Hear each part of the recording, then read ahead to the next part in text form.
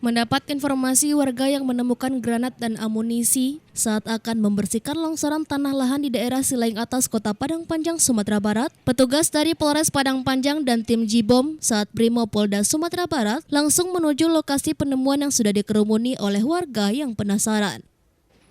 Berdasarkan laporan, warga menemukan 5 granat jenis nanas dan amunisi yang berada dalam kotak besi rusak yang tertimbun tanah. Kemudian petugas melakukan penyisiran kembali di sekitar lokasi penemuan dan ditemukan lagi 4 granat dengan jenis yang sama.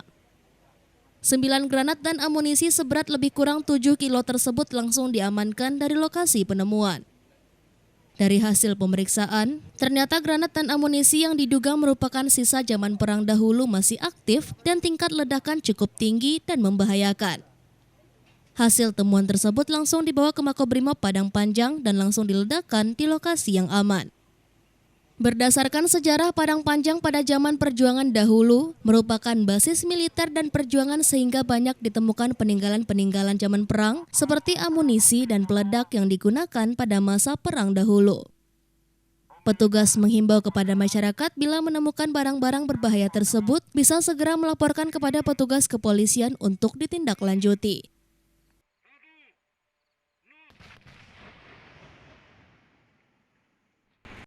Kami mendapat informasi dari masyarakat bahwa di Silaing Atas pada saat salah seorang warga hendak membersihkan lahan, rupanya ditemukan granat.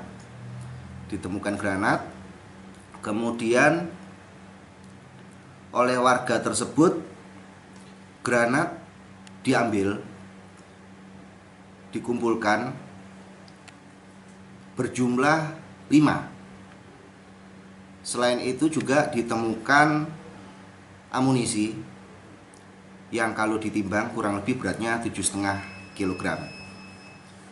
Kemudian kami komunikasikan dengan Polda, dalam hal ini Satbrimopda Polda Sumbar.